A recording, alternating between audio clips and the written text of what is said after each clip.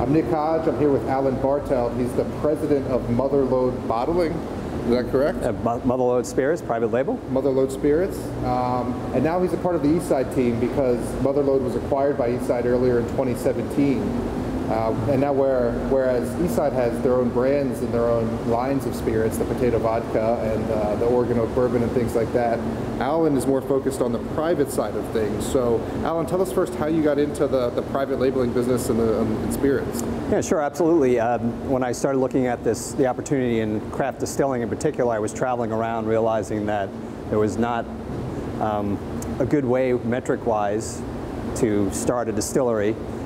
All the money that needs to be spent on the bottling, the equipment, distilling itself was hard to do. Yeah, the marketing and sales behind it as well. And I had a meeting with a company that supplies wholesale to Costco, and they started directing me towards the private label world, and that's how the journey began. And started looking into that.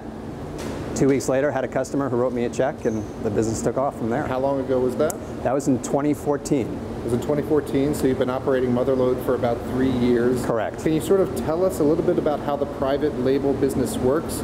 Maybe you don't have to tell us the name of a client, but sort of tell us maybe a little bit how you do business. Absolutely. So about 2/3 of our clients are in the industry. They're either a wholesaler or a retailer who looks to have their own label for whatever reason, something that they feel would be an addition to their current offerings in the spirit world. The other third of our clients are what I call vanity plays. They're successful business people from other industries who would like to get into the spirits world, see it as a reasonable investment, a way to get in and come to us, and we design everything from A to Z. So I was just over at one of the Eastside locations, and I saw some bottles that said Oil Fire on there. Can you tell me a little bit about that? Is this sort of maybe a case study in your business? That's a client who's based in the Midwest in Oklahoma and knows his market well and has been making this product for his friends for years, kind of like a Paul Newman salad dressing thing, and all his friends encouraged him, and he's taken it out, and now he's going to be bringing it to market in Oklahoma and Texas. So how would something like that work? We have these big, I don't know even what you would call these, stills. These are holding tanks. Holding tanks behind Correct. us. So you don't do any blending or distilling? Do you get a finished product from somewhere? No, we do all the blending and bottling here. That is correct. So we bring the materials in, everything from the raw, the raw materials, the product, put it together, the glass, the hard materials, labels, everything that is needed, and we bring it together and put it in the case, and out it goes. And even if something needs aging, do you do any products that needs aging? There are products that need aging. Typically at our level on the private label side, we're bringing, we're not really necessarily aging. We're getting aged product for our clients if that's part of their marketing position and what they want in their bottle. So it's sort of like a bolt-on business to Eastside's current strategy. They have the branding, and then they're going to do some private labeling via their acquisition with you. That is correct. Can you tell us how that came about? Sure. Well, we were connected through a professional networking person, actually a graphic designer here in town, who's actually doing work for Eastside now. And I was pitching them as a client, but the more we spoke, the more we realized that there was some commonalities and a way for us to bring our businesses together, that I could, in a sense, as you said, bolt on to their company. I have a lot of business that gives them a peek into what's happening in the market. Yep. They get exposure to other brands and possibly potential acquisitions, and plus they're seeing what's selling and what's not. And then, of course, the revenue that I'm bringing in is, it can grow pretty, can do very well with the right tools and equipment, and then they can, take advantage of that and as a publicly traded company. So there's tons of, I hate the word synergies, but there's synergies. That's why they made the acquisition. Are they going to be bottling their brands here in this facility? That is correct. So the idea is that now all production, whether it's Eastside or a private label client, is all done together. So, and there's going to be cost reductions associated with that? Absolutely. That was one of the big things that we saw, that they saw that I was doing, because as a private label, my business is all about controlling costs. In other words, I'm making profit on production. So if I don't control the costs, we're not making money. And Eastside saw that and figured that was another thing that they would benefit from, was reduced costs. We get, more profit for everybody and move things forward. And so what have you been seeing lately on the private side of the business? We talked about trends with Mel. I talked to Mel earlier for a couple of minutes, and we were talking about the ascension of craft beer and the ascension of craft distilling, and people want, local barley, local hops, whatever it is. Right. And on the bottling side, what is sort of some of the things you've seen recently? Well, I think on the packaging side, honestly, one of the things that we're really seeing is people starting to move to cans, which is something we'll be bringing in later on. this summer.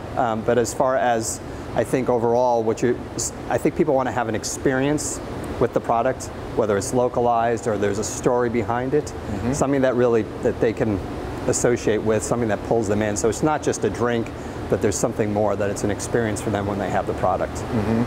Now, I've been doing some reading about the canning business, and you talked earlier about the heavy capex, the startup cost of opening your own brewery or distillery, and those things are obviously big obstacles. So one of the business I've read about lately that is going gangbusters are these mobile canners that are going around, and when craft brewer A has their beer ready, they go there and they bottle it and slap the label on it, and then craft brewer B is ready. And yeah, so you're trending towards cans. I saw a bunch of little cans out here. There's just stacks and stacks of cans. What are they going to be used for? So those cans, what we're doing, we're bringing a canning line that will be delivered in late August. And what we expect to happen with that are really two things. One, we'll be canning cocktails, ready-to-drink cocktails, for existing clients as well as Eastside products. So that, for example, if Eastside or someone has a specific drink that they like, a specialty cocktail based on their spirit, we can then take that and can that, and it's an addition obviously to their current product line, gives them more marketing, gets them on the shelves elsewhere where they might not be. And do you participate just in the spirits business, or can you can wine or beer? Yeah, and that's the beauty of this. So the canning line we're very early into the market with this canning line. We're one of the few companies west of the Mississippi that will have this. And wine in cans is really one of the fastest growing segments in the spirit, wine, beer industry. I see that. Last summer it grew really, I think, at a nice clip, and we expect that to continue. We're getting clients, or potential clients from all over the West, even into Canada. And is there any sort of impact canning has on the flavor or the shelf life, or any benefits or detractors for that matter? I think the big draw for a lot of people is that, so many people nowadays, when they go shopping, we're not food shopping once a week, we're shopping every day for our meals. So you go, instead of buying a whole bottle of wine, for example, and you've got, 25 ounces there, you've got to drink it all at night, and if you store it, does it hold? You can now buy, a 187 ml can, which is about 6 ounces, or a 250 ml can. You open that up, and you're good to go just for that night. These cans are ceramic lined, so they're a great vessel for the wines. I mean, really high quality wine can go in there, and you're not going to have any degradation of flavor or the product as well. So you have that aspect, that simple purchase. I think the other thing you have is mobility.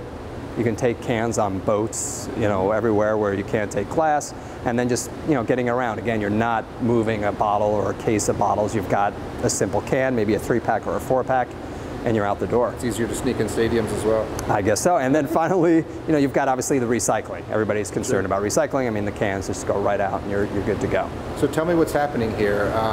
You were acquired by Eastside earlier this year. You're in the midst, obviously, of a transformation. We were in Eastside just down the road a bit, and they're very fast moving out of there. I think they have 2 more days to be out of there. Yeah, they do. All that stuff is coming here? Coming here. So they acquired Motherlode in March of this year, and we've been working on this for the last 3-4 weeks to get the first phase of construction done, and they've got to move in by tomorrow night, and we'll be beginning production again early next week. So early next week. So by next week, this room we're standing in, we'll have mobilized mechanized devices. We'll have not the canning. The canning's not coming until end of August. Got it. But we'll be bottling again next week and moving forward. So lay it all out for me. What can we expect from Motherlode and Eastside in your part of the business over the next, 3 to 6 months, the rest of the 2017? Absolutely. Getting the canning line going is definitely a priority. Again, with the wine season, we're hitting it just at the perfect time. So I expect that. Cocktails, ready-to-drink cocktails, especially for private label, I guess, retailers. That's going to be a big part of our push as well. And again, the nice thing is, since we're uniquely positioned, we're one of the few companies that is listed as a packaging supplier on Ball corporations.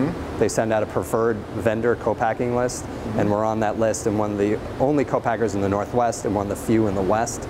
So we see the draw from that being, very positive moving forward. And so between, the RTD side, the wine side, canning is really going to do very well. And then with our bottling, we're going to be able to now go to people. We can receive large bulk spirits, which reduces their costs. We can now talk to larger players, and they can say, okay, we can utilize Motherlode and Eastside's production facility here, and bring that in. And there are large distilleries who are expanding their own market, who want to come out west, and because of logistics and costs, it's much more effective for them cost-wise to ship out the materials, and we put it all together and it goes out the door. It all makes a ton of sense. I think the Motherlode acquisition was highly strategic for Eastside, not just because of the facility and the bottling line, but also because of the manpower and know-how and entrepreneurial spirit that came with it via people like you. I appreciate you taking time out of your day and your busy move. There's lots of things going on around here. So, Alan, it was a pleasure. Yeah, thank you very much. I appreciate it. You as well. Thanks.